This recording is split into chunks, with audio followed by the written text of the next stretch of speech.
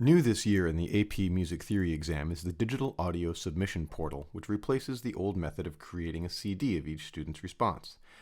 Teachers have the option of using a computer and a microphone, or a handheld digital recorder to create MP3 files, which are submitted to the College Board. The College Board is very fussy about how this is done, so once created, these files need to follow very specific naming instructions, which I'll demonstrate later in the video. The handheld devices themselves also have to meet some specific criteria. Click this link to give a read-through and make sure that you're compliant.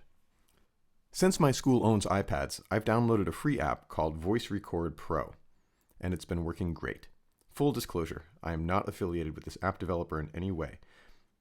I've just been teaching music tech and an iPad music class for the last few years, and I'm comfortable with this technology. Since it's a free app, you shouldn't need your school's IT department to install it on your school iPads. All devices used for the AP exam must be owned by the school. That's one of the College Board rules. The College Board insists on the MP3 format for all recordings. If you're running an iPad 3 or better, this isn't an issue. If you're on an iPad 2, you'll need to convert the file. More on that later. The default recording format is M4A. This is easily switched by tapping Record and then going to the Advanced tab. Here's M4A. I'm going to tap here and I'll get to MP3. Now if you're on an iPad 2, you won't be able to record in MP3 format. You'll have to choose one of the other formats. I recommend M4A and then converting the file. More on that later. Since I'm on an iPad 3, I'm just going to go right ahead and record in MP3 format. Now hit the back button. Grab the little gear icon over here. Tap Settings. And then Export on the bottom. Note this Prefix Export Files control. This should be off, or over to the left and highlighted in white. If you don't do this, every file will have this VRP prefix, and the College Board won't like that at all. Go back. And now go to Recording. Scroll down to the bottom. Now you don't have to do this, but I'm going to. I select Keep Screen On. This will prevent the app from turning off during periods of inactivity. Click the back arrow. Click Done. Now we need to configure the device itself. I'm going to tap the Home button and scroll back to Settings. Now the College Board insists on the Wi-Fi being disabled and the camera being disabled. This is easy to do, but I can't do it now because my iPad is being projected to the screen of my computer via my network. So if I was to switch into airplane mode right now, you wouldn't see my iPad anymore. So what you'll want to do on exam day is flip on this airplane mode switch. That will disable the Wi-Fi and you'll now be compliant with the College Board specifications. The other thing to do is to go over to Restrictions, Enable Restrictions, pick out a passcode for yourself, disable Safari, and disable the camera. Now I'm going to go back to General.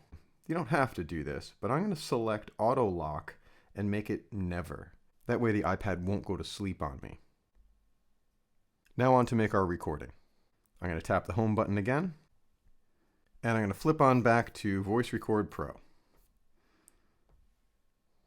It's a good idea to practice this recording procedure with your students prior to the exam day so that they're familiar with the technology and they know what to expect. On the actual exam day, when they go into the sight singing room with the proctor, they should do a test as well, like this. Just tap Record, brings you to this screen. Make sure that you're in MP3 format.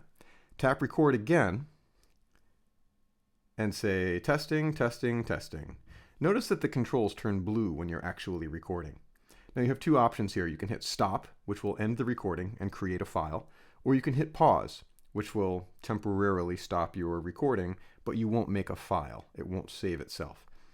I'm going to hit Stop because I'm done. I just want to test to see if this works. So I can now tap Play.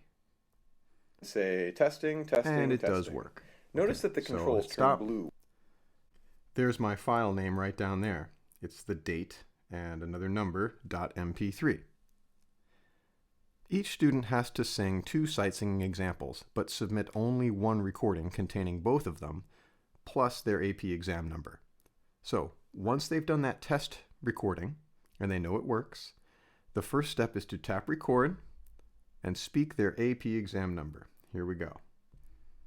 My AP exam number is 1234567 Pause. So I'm still in the middle of this file. Now they get to open their exam booklet, and the proctor will play the instructions CD, and the student will get to practice. After the instructions and their allotted practice time, they press resume to record example 1. Student singing sight singing example 1. Then pause. Then the student repeats that process for sight singing example 2. They can practice, and when they're ready to go, they hit resume. Sight singing example 2. When they're done with that, they hit stop. Now it processes, and we've made a file. There it is. One last thing that they need to do before they leave the exam room is hit play and make sure that the file was recorded. AP exam number is 1234567. The student can then hand the iPad over to the proctor and exit the exam room. The next student will repeat this process. Once all the students have completed the sight singing, you need to name the files according to the AP naming convention for this year. It's pretty simple. I'll hit the back button and you'll be able to see all the files that were recorded on today's date. So we'll start with the first one. And then I'll hit play. AP exam number is 1234567. So now I know the AP exam number is 1234567. So I'll back this up and I'll type the student's exam number, followed by an underscore and the letter from the exam booklet. Then I'll hit go. I've renamed the file. So I'll hit the back button and I'll continue to do this for all of the tracks. Once I have all the tracks numbered with the student's AP exam number and booklet number .mp3, I'll tap this cloud icon. My school uses Google Drive, so I'm going to export all these files to Google Drive.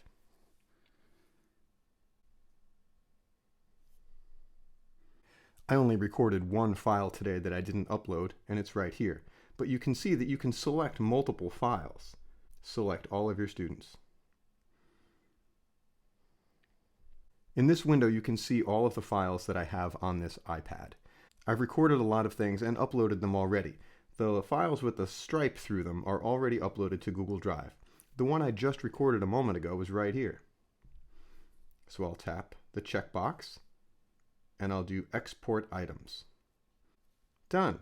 Everything is in my Google Drive. It's that simple. They are now waiting for me in my Google Drive folder and may be submitted to the DAS portal by your school's AP coordinator. And here's what your Google Drive folder looks like. I'm going to click in the middle here, Google Drive. There it is. I have a Voice Record Pro folder that I created, and all of my stuff is in here. So each file creates a meta text file that you can ignore. This is the actual audio file. And the one that I created earlier is this one right here. These files are ready to be sent off to the College Board. Now, let's say you couldn't record in MP3 format. Let's say that you had to record in MP4 format, like you were on an iPad 2. It's not difficult to change format. Just right-click on it and go to Open With.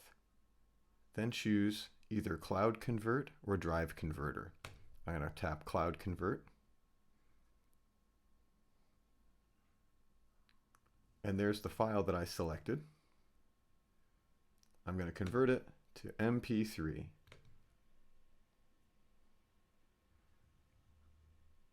All I have to do is tap Start Conversion.